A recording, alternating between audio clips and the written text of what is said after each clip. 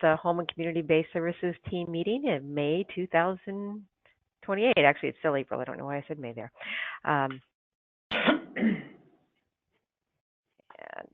my PowerPoint doesn't want to move down. Okay, that's a problem. My screen just froze. Let's try this again. From the beginning. There we go. Okay, so if we could just all pause, and as we do with all meetings, we will start our meeting with a prayer. I've got it up on the screen, so if you could say it with me, I would appreciate it. As we gather here in the harbor of our safety, we thank you for your fellowship and family. We ask that you will strengthen us, restore us, and inspire us with your love. Lord, would you fill us with your peace so that as we journey onwards, we would pour out your love and grace to others. We ask that our souls would catch the wind of your spirit so that we would take your promises to all the earth. Amen. So in today's agenda, I'm going to get a lot more, just go over our current goals as we do in every meeting, but a lot more in-depth on giving you some information regarding the electronic health record and the pricing rollout. And then just a service plan reminder, which is a follow-up to a new rollout that occurred at the last week's Director of Nursing meeting, and then also in FYI and reminder on supplies. So that's what we'll cover today. So just in the goals and the planning, as you know, there's multiple different goals for housing, but one of the things that we're going to do as we go forward with the electronic health record is really to establish additional quality goals and other goals that are more specific to housing. But two of the main ones on the strategic planning that are separated out quite easily for housing are the finance and the occupancy. The EBITDA, we are currently 19.82, so we are a little behind plan. Last month was a little bit of a dip. We've been seeing that trend higher, and I know that takes a lot of work, so I really appreciate that. Just like I said, had 1 month that brought that down a little bit, but year to date we're at 20.5, which is not bad. So I really see us getting to that 24. Occupancy is amazing, 93.3, and I wanted to show you a slide to kind of show that. This graph is where occupancy has gone, and then it just shot up. So amazing work by all the folks who do the marketing and sales and the intake to make that happen. You know, this is the trend line right here, so you can see it's just, you know, flying off the page. So really cool stuff. Here, bring this into the screen, is the dashboards that have the other aspects. So again, if you go into this document and you do filters, you can filter into your community specific to the assisted living or the memory care or whatever site you are, if you're rolled into a campus. But in this, it's going to roll up not only the campuses, but all of BHS. So encourage you to go in here, but just looking at a couple of them that are specific to assisted living, we can click on this one, spiritual care. And again, we are above the national benchmark. We're not quite at BHS's benchmark, but a nice upward trend on that I think is something to compliment yourselves on. And then the AL, would you recommend, even though it's red right now, you can see again, we're above the national trends, and we have some ups and downs, but overall, I didn't put a trend line in here, but I would say that we are probably trending upwards. So just keep working on that, and I have no doubt that we'll get to the VHS goal as well. So again, just scrolling through this, they're really more of a campus, so I'm not going to go into that in direct because it's such a large rollout that it may not have meaning. But this is on eSource. Go ahead and filter to your facility, and then you'll be able to see it.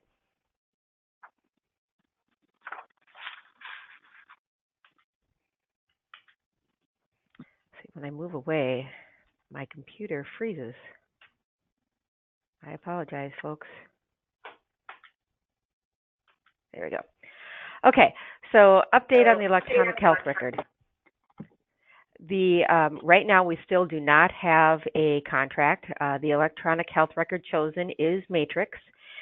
It was chosen by the team, and I'll go into that. Bill Krantz has been in negotiations trying to get this solid so that we can move forward with this. He is talking to them today, too, and really hopes to get that contract finalized today. They're super close. But it took a lot of negotiation. So it is possible that it could still change, but in conversations with Bill, we are going to go forward and move forward and start meeting with Matrix and setting up the systems and moving this forward. And Bill feels really comfortable in doing that. So there is a committee created to set this up, and I'm going to talk about that in more detail. And then the other thing is Linda Johnson. You're going to start seeing her maybe calling you to talk to you as we go through this work. So Linda is going to lead the startup, and she will own the electronic health record as part of her role. And we will start in Minnesota because it is the biggest and it is the most has the most rules and regs. But one of the priorities she's going to make in visiting is the non-Minnesota facilities, North Dakota, Illinois, Missouri, Wisconsin, so that as we write this for Minnesota, she has an understanding of your systems and who you are to make sure that we don't do anything that we're going to have to reverse or do differently in the future. And so ideally, with her knowledge of that, we'll be able to address the compliance of Minnesota and then maybe turn things off or change the form or what have you from the different states. So look for Linda to be communicating with you. She may not get to every building in every state, but she will definitely get to every state. So these were the original committee members that helped to choose the EHR. Just as a reminder, we did have representatives from all sorts of titles as well as all sorts of states. So and did get consensus. And also these people then brought in additional members as we looked at the vendor we were going to choose. So I think we had a really good representation there. If you have any questions on why or how we chose Matrix, again, let me know. I don't think that's a secret at this point, but for some of you, it may be new information. What we've done then is we've taken that bigger group that it sometimes was 30 or 40 people when we were doing the demos, and we've really narrowed it down to what we call a statement of work committee. So these are content experts that are going to actually write the plan of what needs to occur and what does the software look like and all of that in partnership with Matrix as we roll this out. So these are folks that if you are their like person, you want to, so example, if you're a billing person, you're going to want to make sure if you have any input that you get that to Patty, or if you're a housing director that you get that to Shar. You can always call myself or Linda as well as we put this together. So the statement of work kind of has the scope, and I wanted to outline what the scope of work is going to be in this. They said it is Matrix Care Senior Living. The reason I'm really going to emphasize this is because as I've spoken to several of you, you said, well, I've already got Matrix Care, so I'm all good, mine won't change. And I did verify with Gail that nobody in BHS at this point in time has Matrix Care Senior Living. You do have, many of you have a Matrix Care that you are using in your assisted living, but it is a different product. So this will be new for 100% of you, no matter who you are. Know what I mean? And then the software will go live in all facilities. Hang up. We are going. If someone's talking, if you can put yourself on mute, that would be great. Unless you have a question. Anybody have a question? Okay. So we are going to be implementing the EMR as well as the point of care in all facilities. And it's a later bullet, but just to point out again, the EMR is different. The EMR in the assisted living is the most updated version of the EMR. The only building that has this 2.0 version right now is St. Crispin. It is my understanding that as the world goes by on the SNF side, it is the intention of all of the SNFs to move up to the 2.0 as well.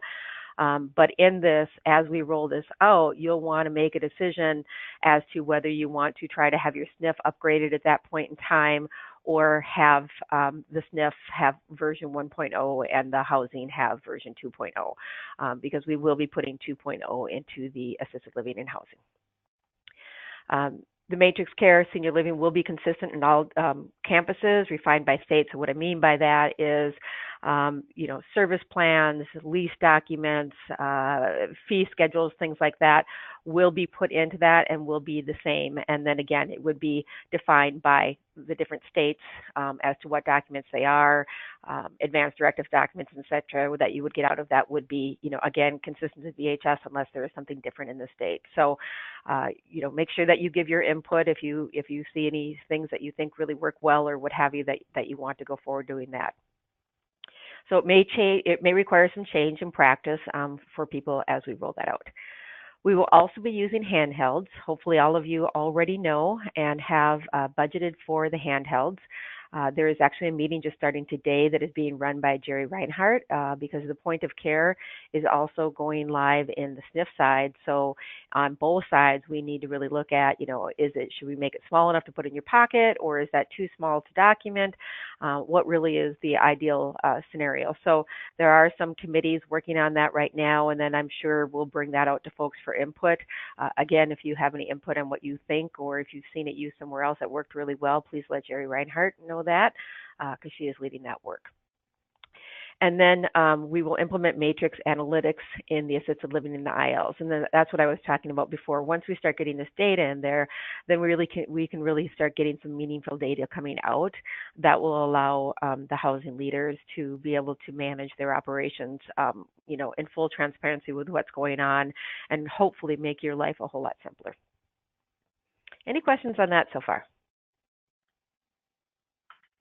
Okay. So here's the timeline. I have this first bullet highlighted in red because, as you can see, it says that we will complete the matrix plan, including the contracts by 4/1. It is now 4/20, and that is not done. So we are behind, and we are behind because of the contracting. But again, we really want to keep moving on this, especially because we are going to move forward on the pricing, and I'll talk about that later. We think I think we can really catch up. And once we start sitting down with Matrix and really understand what the implementation process is, we might even be able to speed up this timeline. So this is kind of a worst case scenario in the goals that we've set. We did pick Steeple Point to be our first initial pilot. The reason we picked Steeple Point is because it's standalone and it's small. That way we don't have to worry about any data converting from one place to the other. They're 59 beds, so any data input is manageable. And if we need to change things, it's manageable to change it because it's small. So and really appreciate Crystal and Melissa for agreeing to do this. God bless them, because being the first on this list is not always a fun thing to do. So really appreciate that. And then the plan right now is to have St. Crispin and Regina to be second up. So once we kind of work this, we'll put it in two bigger facilities that are connected to a SNF, and then we can kind of work out those bugs. The reason we're picking St. Crispin is because they already do have EMAR 2.0 and they do have the handhelds. And so this is something that they've already kind of got that technology. And all of this, like I said, this is in first draft form. As we move forward, things may change, but this is the plan as we originally wrote the statement of work. So, and then secondly, Regina. The reason for Regina, again, its size, it's a bigger size. We can really test that larger reality, as well as the director of nursing at Regina is one who helps to train all of our directors of nursing. So she's got a lot of knowledge and expertise of the BHS standards and what works well and what does not. So appreciate both St. Crispin and Regina offering to do that for us as well. So the plan would be then that over those 4 months for those two pilots, we would have all the bugs worked out and things would be working well. And then we would start rolling out. We would then make the plan to roll out to the rest of Minnesota. Again, just because Minnesota is the most regulated and the easiest to get to because support team lives here. So, that would then happen and we would start rolling them out. We're thinking 8 buildings at a time, but again, we'll get some more direction from Matrix. Bill is utilizing Matrix to do some of this work for us, and depending on what that looks like, that might expedite this. And then, again, we need to go through the work of converting to the other states. So we would set up committees in the other states. with people who would help us translate and make sure that we are setting it up correctly for your state, and then we will continue to roll that out. So the hope and the goal is that we would have everything rolled out over the next year and a half to 2 years, which would put us right into 6/2020. Ideally, we can do it even sooner and have this done for everybody within a year, but we just wanted to, again, in the original planning before talking to Matrix, to be conservative. I did send you out the scope of work if you have, extra time on your hands and want to read a document. But basically, I've summarized what I think are the highlights to it, but you do have it, and it is on the Q Drive if you need to see it. Any questions on that?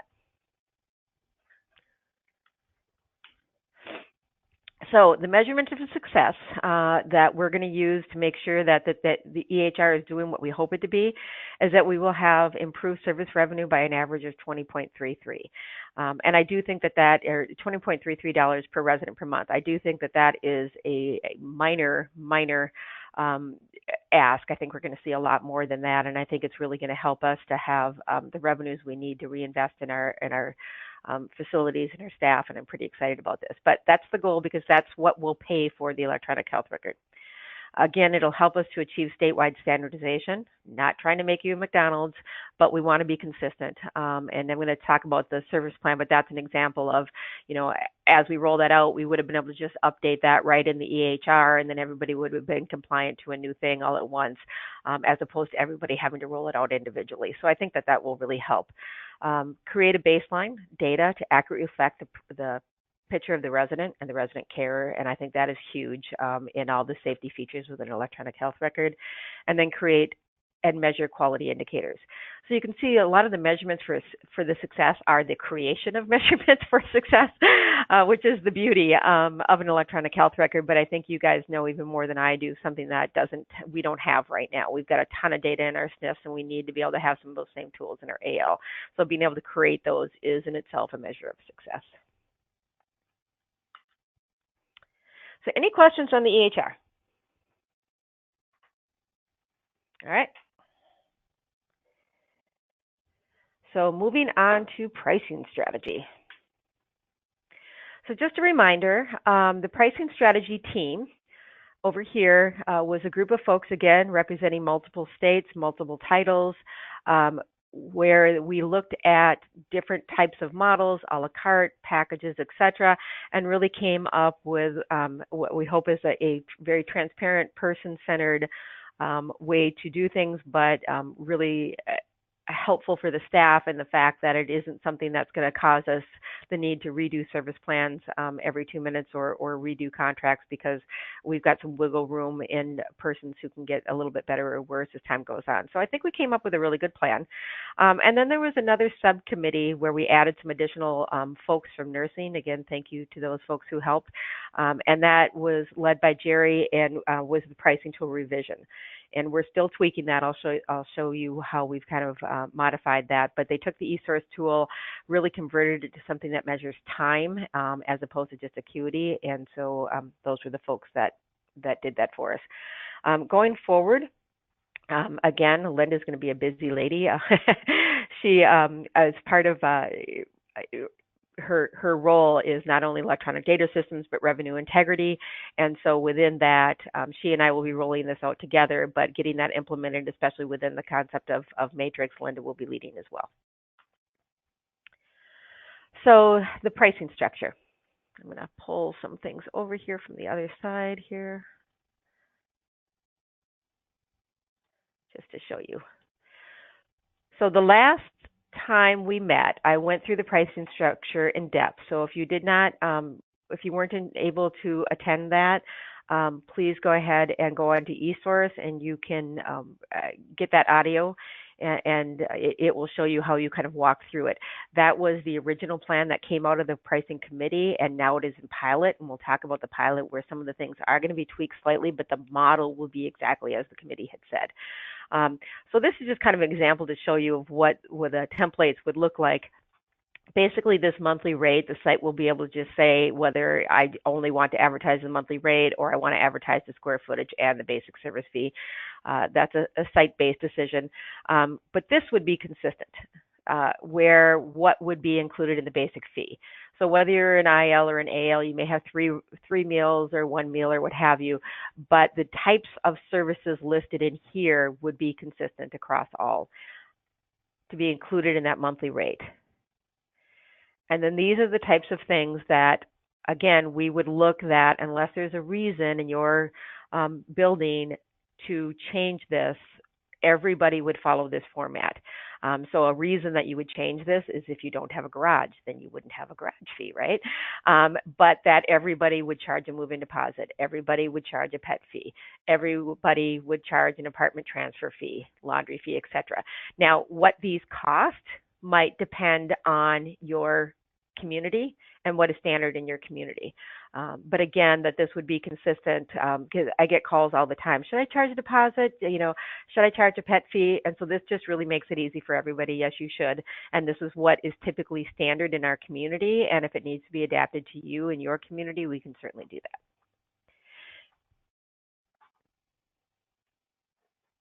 So that's that. The other thing I wanted to show you was this. And again, I think you've seen this before, but I'm going to point out some of the changes that we've already recognized and complement the work of Marion, Serenity Marion Center as, excuse me, it's not Serenity Marion Center, Serenity Residence, Marion Residence, and Linda as they've been working on this. So we took the original assessment tool that the committee worked on, and this is the next reiteration draft that is going back to the committee. So this is not finalized yet, and we're still testing it. I'm just going to scroll through this slowly so you can kind of see what it's measuring, and it's giving equivalence of time, right? The time is here. So hearing, if you're independent, there's no time required. In bathing, if you need a bath, bathing assistance, then it would be 30 minutes. And if it's more than one time a week, then you would multiply that. So then that goes in these columns. And again, this is manually right now, but it will be built into an electronic health record. Dressing and grooming. So this is one of the things, and I'll talk about what we found out in the pilot. Originally, these were separate, and we really found that kind of double counted time and shot people up way too high and was unfair. So we combined these two. So that's the type of thing that we're testing right now at Marion. Continence of bowel and bladder, feeding, supportive services, housekeeping, laundry, transfers, falls, medication setup, diabetes management. So what this is going to do is you can see all of these things that many of you have as separate services or separate prices, the price for diabetes management or the price for medication management is all really included either in the nursing coordination fee or in this as an equation of time. So it's really going to simplify how we bill for the home care services or the assisted living services. Got some coordination for behaviors here. And then it's all added up. And then those dollar amounts, those minutes, are then translated to a dollar amount. Now, again, this is draft. We have already discovered a couple of things. One is that 15 minutes is probably not going to work because if you just need help with your socks and you need Coumadin once a month, that's going to put you at 17 minutes, and then all of a sudden you're paying you're moving up to $924. So tweaking the lower end here, that work is being done now, and we're also identifying that there probably needs to be something higher on the upper end, right? So again, we're looking at real human beings. Where are they falling? What is fair? What are they paying now? And making sure that these are correct and really fit the provision of care and the resources applied to that human so that we can feel good about these prices being right and accurate. Oh, and here's the higher ones there. So again, on top of that, so if you are in home care, you will be paying a nurse coordination fee, and then you will be paying the pricing. What is included in this nurse coordination fee are all of these things: an RN assessment, monthly weights, annual medications, maintain your medical record, coordinate with the labs, coordinate with health professionals, with families, respond to call assistance. And in some of the buildings, local providers will not see you in your housing unless you are enrolled in home care. So for some of you, this last sentence would apply too. So people would come in and they would pay the monthly rate, and then they would pay this home care coordination fee, which we're recommending be around $350, and then the packaging. And then a la carte would be simple. It's either a professional nurse or an RA, and then there's a cost for that. And then again, all of these would be adapted to your unique setting in your unique market. So if you are in a very rural state and the upper end of 120 minutes a day is only $4,000, then that's what it would be for you. Any questions on that? Question. We do not have an RN doing assessments and visits. Can this be changed to nurse? Yes, it can.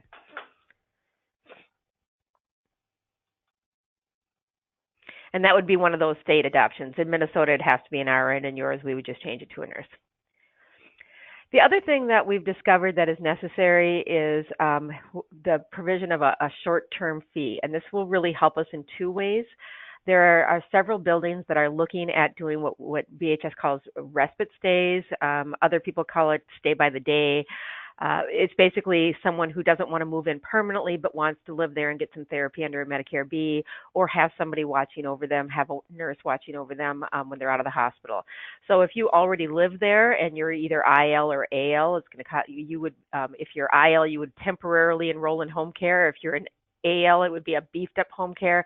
If you're somebody who's just coming in to live with us for a month or so and you want to be temporarily in home care, we have this fee available that is kind of that enhanced professional or licensed nurse oversight. So we'll be including that too. So those are some of the what we've learned so far from the pricing structure. Any questions on that? Okay. And again, my computer froze up. Oh, there we go. Okay. So here's the current state and where we're at. We are moving forward with the pricing structure. Many of you have called saying, can I have this yesterday? And I know it's been really frustrating having to adjust your pricing knowing that this is going to come too. So we've just said we can't wait for Matrix. We need to keep moving forward on this.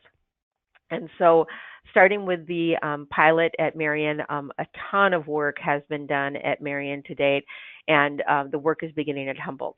We have chosen these two buildings because they have Aldermark. So they are the only ones, besides Villa St. Benedict, who can actually measure time right now. So they're a perfect pilot because we can measure all of our tools that we will be implementing into Matrix and saying, okay, with an electronic health record, are we in the ballpark? Is this working? Is it doing what we think it does? So the interesting part about what we're doing, and I think that this is a lesson even manually that everybody on this call can take to heart, is we are finding the need to make multiple audits as we roll this out. And the reason for that is, again, to test the pricing assessment. This will already be done. This will not have to be duplicated in the matching the pricing tool to Aldermark. But in each one of you, we will have to look at your competition and make sure that our packages and our pricing matches your state and your community, right? So need to do that. But then we need to match the pricing tool to the care given. So as we look at that, it's not really an assessment because it doesn't need a nurse to do it. But as we look at that pricing tool, we're looking at each person's actual care and how does it fit into that pricing tool.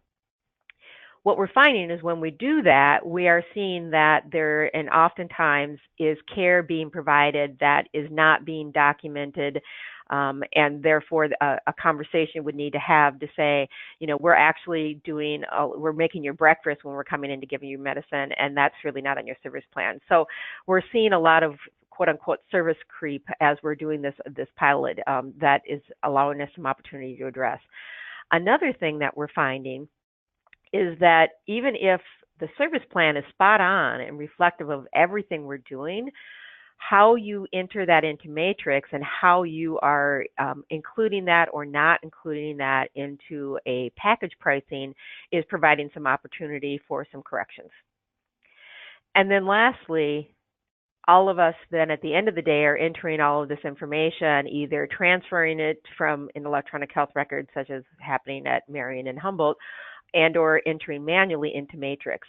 And as these service plans are updated, there is opportunity to see if what we are asking to be paid is reflective of what that person should be paying and has signed to pay.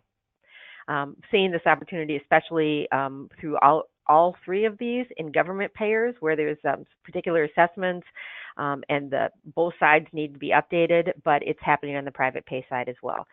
So as we roll this out and we move this to your building, we'll be looking not only at your market, the services you provide, but your whole revenue cycle from the operation side to make sure all of these pieces match. And so that is part of the work as opposed to just kind of updating the pricing. So again, we've got some findings as we're doing this, and I'll talk about some communication based on these findings and what we're doing with that. The pricing tool, as I said, it needs some minor tweaks to avoid double counting. As I said, an example would be the dressing and grooming being separate is overcounting, so we merge those two. We are looking at other things such as, let me just pull this over so you can see this. You saw it before, but in what is included with the nurse coordination, you can see nurse coordination with lab, or nurse liaison with healthcare professionals, or renewal of monthly medication or of annual medications. Some of these seem relatively obvious, but when you really start to look at human beings and say, is that included in coordination or is that outside, it becomes rather fuzzy. So we're really looking at coming up with some definitions on all of these so that we can be clear about what is included in that definition or not.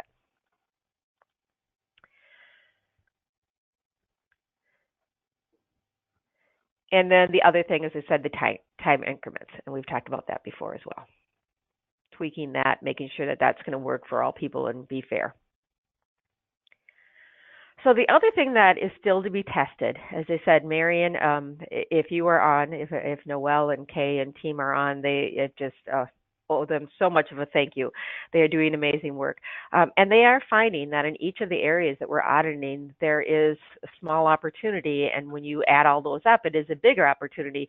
But it means that they're going to have some conversations with their folks around we're providing you care that wasn't part of your service plan was not billing you 100%, et cetera.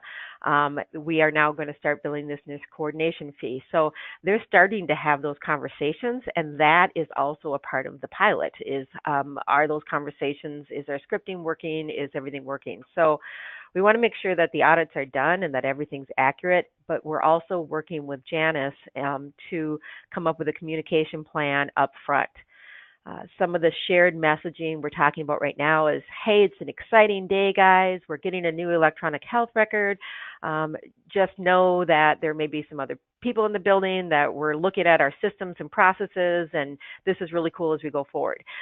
So then if I have to have a difficult conversation with you, I can say, as you know, we have this really exciting thing going forward, but what it also did is it brought to us the reality as we looked at our systems that we missed this.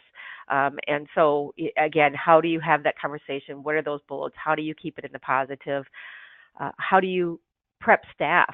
So if somebody says, hey, I just talked to Noelle today and she said that now I have to pay for baths every week where I got it free for a year, how do you script that conversation with that aide to keep that a positive thing and to bring that forth back to Noelle in that case, or to whoever that may be. So we're planning those communications right now across, throughout Marion, and then we'll also test them as Humboldt as we roll this out, and really have all that scripting ready for you as you start to have these conversations. The other thing that I think is important to point out as we have these conversations is in some of them, it's going to be really good news. As you moved into this package, we identified that this is actually going to be less money for you. So there'll be those opportunities as well. Um, so, and then again, as I said, how to communicate the nurse coordination fee. And I think that's going to be the biggest. There are many people in what we consider our independent living who are receiving services from us, clinical services for us. That is a huge value. And those of you who got on the phone early might have heard Linda Johnson. She's down in Florida right now, and she was looking at assisted livings. And just for this coordination fee, in Florida, they are paying $1,200. And in what we're looking at for ours, it's more like $350. So this is becoming the industry standard. We should not apologize for asking to be paid for the hard work that our nursing team does. Again, really learning how to script that out, because that will be a pretty big change for folks.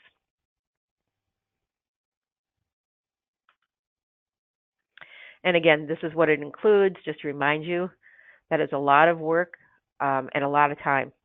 Just dealing with the coordination of healthcare professionals and things is a lot of work.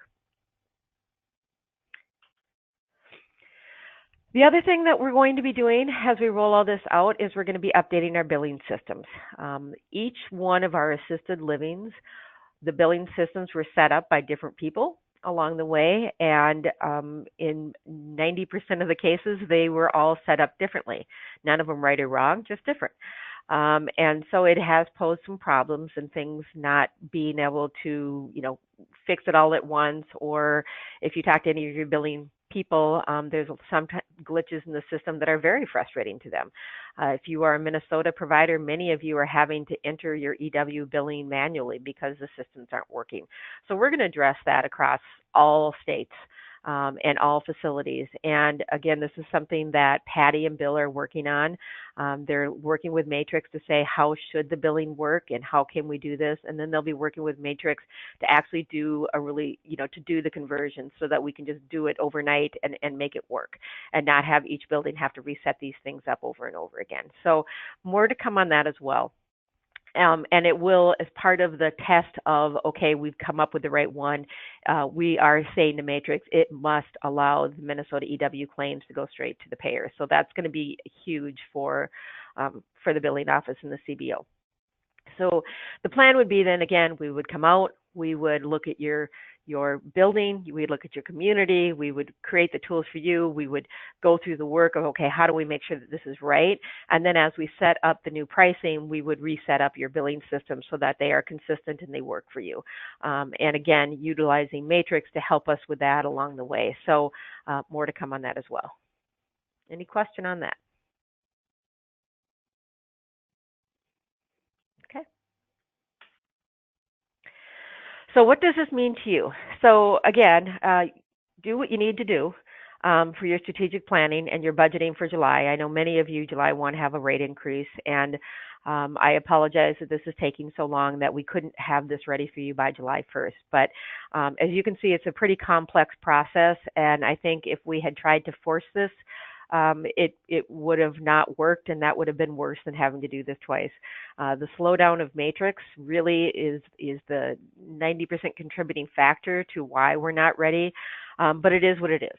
And so we are going to move this forward.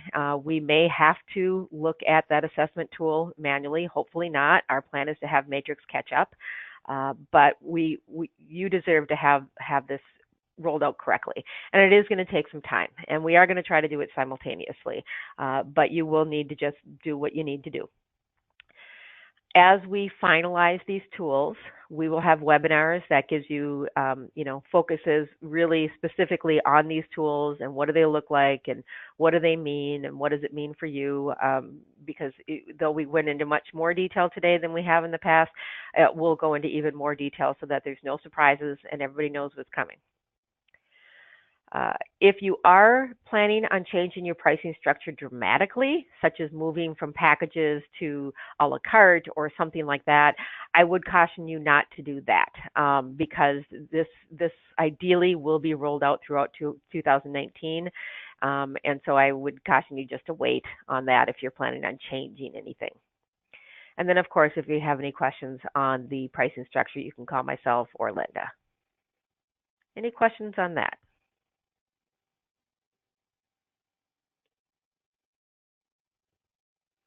Okay. We are just clipping through this. So now it's FYIs and reminders. There was a director of nursing call. And just a little reminder on that as well. One, I apologize there. What we did to clean up the distribution list is we actually created a new distribution list that separates you all out by state as well as has an all, so you really know whether I'm talking to you or not to you. And then we sunset the old distribution list. On the Director of Nursing invite, the old distribution list was used. So if you weren't invited to that, know that you will be in the future. Once that was noticed, we did let folks know, so that should be corrected. It is on eSource, so you can hear the recording. It is for SNF and for housing, and so sometimes the agenda is a little more SNF, sometimes housing, but the clinical services team really tries to keep it relevant to everybody. You can look at the agenda ahead of time as well. Jerry does a good job of sending that out so you know what applies to you. But if you have not gotten those invites or don't see them in the next couple of weeks, then please let us know so we can make sure that you get included on that. In the last one, we rolled out a new service plan. We've had 3 surveys over the last couple of weeks, and I'm actually going to have Shannon unmute herself and talk a little bit about her survey and the service plan, what their concerns were, and how this one addresses it. But in each one of those, they did say that our service plan is not in compliance. And so when the first one occurred, there are folks from the clinical service team, as well as Linda and others, who updated the service plan to make sure that it's compliant. When we looked at this service plan, we also noticed one of the things that is the requirement is that it shares the total cost of the care. So in the past, we had an original service plan, and then we'd have like a short-term or a modified service plan where you would have the person sign, just this is what I just changed. We're eliminating that modified one for 2 reasons. One of them is then if somebody's needs changed a lot, you could end up having multiple different forms. And then if a new person comes in, which form is right, which is the true service plan, it leaves opportunity for things to be missed. And one of the reasons I think in some of the audits where things aren't missed, it just leaves that room for error.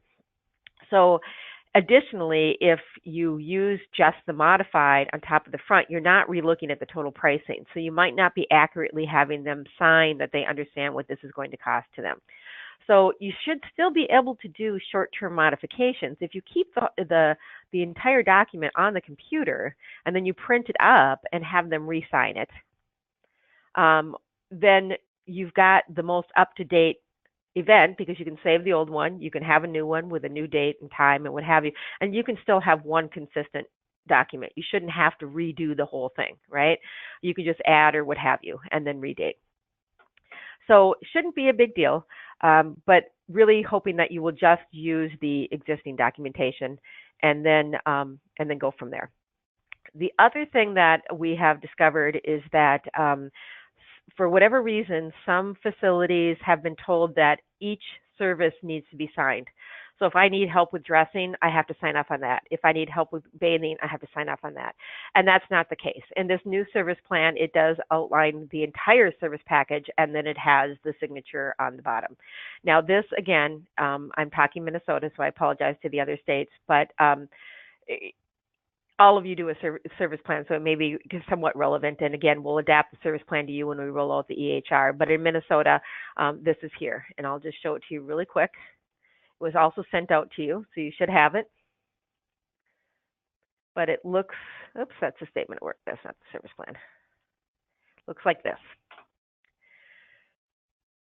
And so you can see the price is added up. So if I add things, my price is going to change. And then down here, now I know what my total cost will be, right?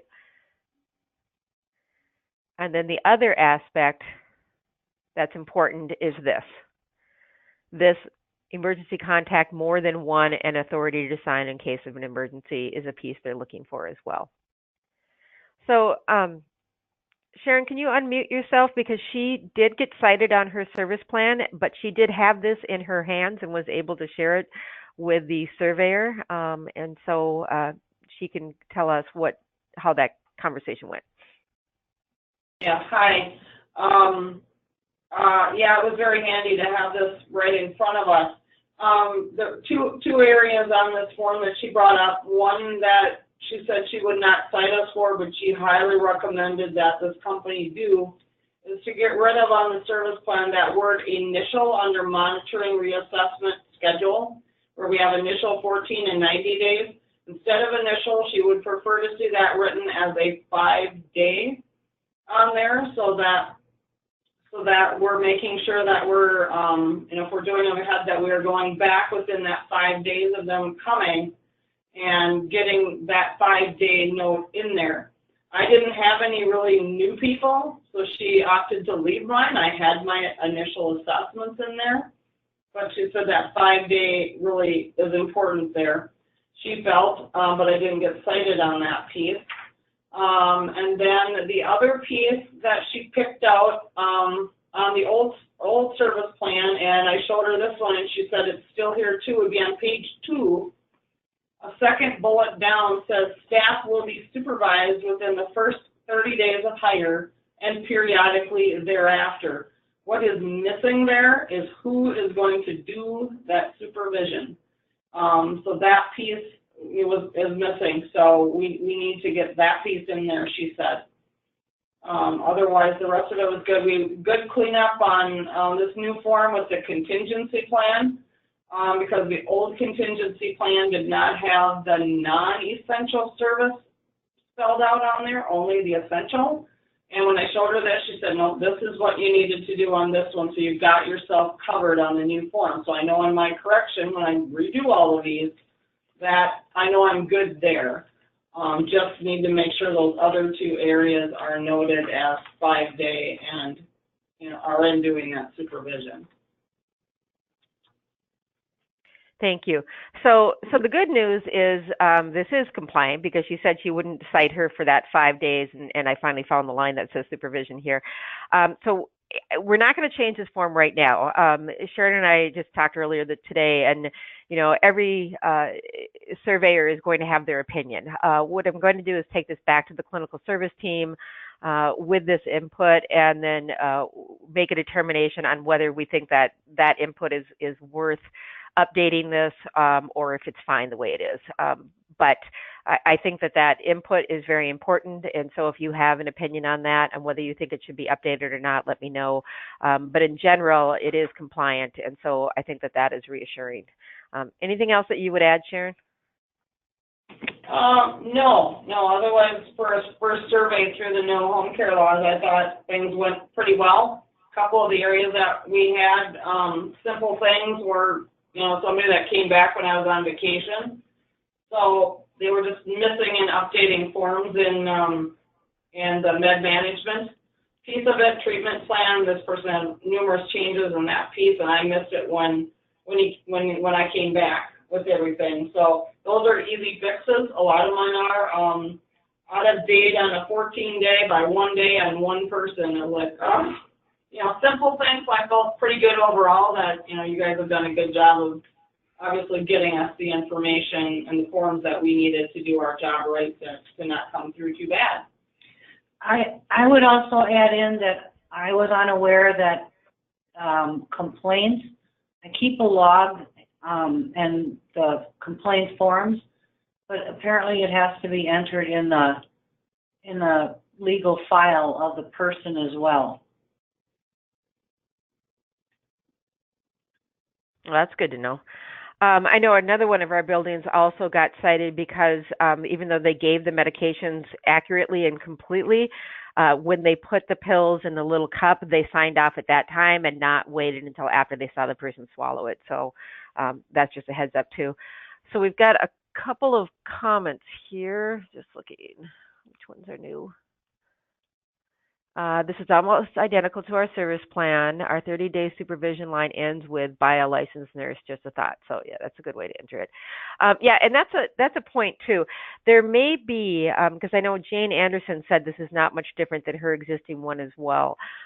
There may have been an updated version out there, but as we can tell from the survey process, not everybody was updated to that new one. So It is possible that you are have something very, very close to this, but again, this one, as we know, as Sharon just pointed out, is compliant. And then again, we may just tweak it with those last minute details. And then the other one is Tracy says, with the service plan agreement, are they authorizing us to bill EW or insurance for them? And I don't think that's in the service plan. I think that's a separate document. Does anybody on the line have an answer for Tracy? I'll repeat the question. With the service plan agreement, are they authorizing us to bill EW or insurance for them? And I'm just looking because I'm not the one that updated this. I'm much smarter people than I did. I don't think this is the form, Penny. And we don't bill insurance in Minnesota. I'm not sure about the other states. Yeah, we do. We bill MSHO. Well, I think Tracy means it. I meant like Medicare. We don't have Medicare providers. Commercial. Yeah. Yep. No, only we have one Medicare A home care in North Dakota. Other than that, and this would not fit for that Medicare A person. This is for comprehensive, and fee for services, including this provided the EW, are attached. And so again, I think this assumes that any document that allows us to bill on their behalf is a separate document.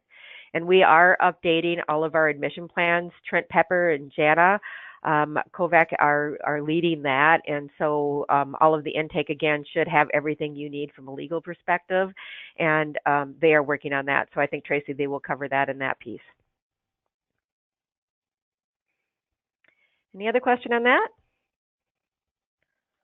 Okay. Move this. All right. So again, to Park Place, congratulations on a good survey, and thank you for sharing your insight. So the last thing I have, you're welcome. The last thing I have is a supply reminder. One of the things that I'm finding more and more is that when we're going into buildings, people are the building itself is purchasing certain supplies and providing it to people. And so I think, obviously you may have a little bit of something in case the family runs out. I think everybody does that a little bit. But in general, we've been finding like whole buildings are buying test strips for glucose. And Linda, you can weigh in and remind me what the other one is that we found. It was for the INR, right?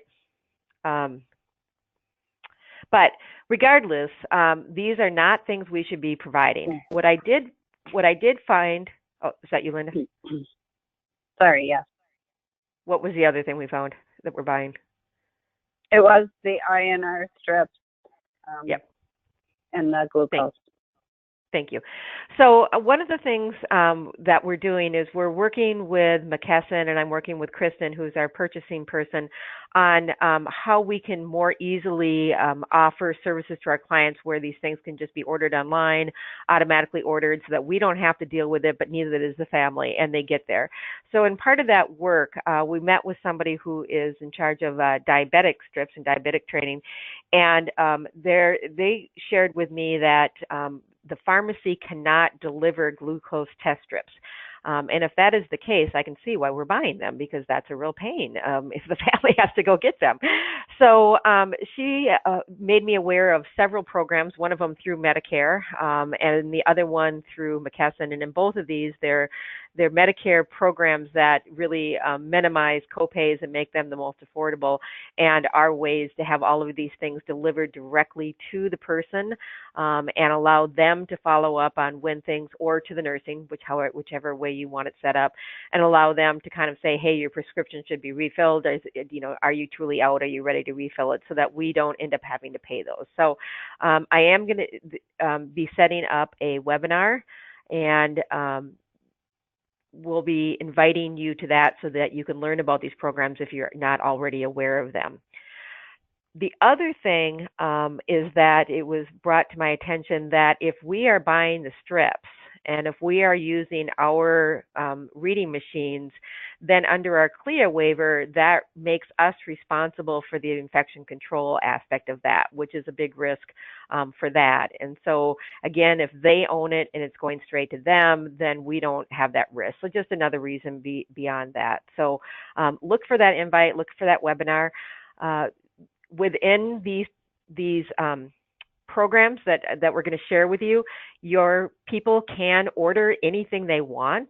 But this company does have some pretty cool talking machines, and so we're going to send those out to you so that if you like them, you can tell people, that they have choice, but that this is a product that's good. And so we'll make that available to you as well, and then do the webinar. Any questions on that? All right, so that was all that I had for the day. We have 3 minutes left. Does anybody else have anything that they want to add or any questions? Okay. Well, you know where to find me if you need anything. I will again put this on eSource. Hopefully it'll be up there middle of next week, because it takes a day for this to allow me to put it onto eSource, and unfortunately I'm going on PTO, so I won't be able to put it up for the middle of the week. But did send it out to you. Feel free to forward it. If you have any questions, give me a call, and I thank you for everything you do, and have a lovely day. Bye, Penny.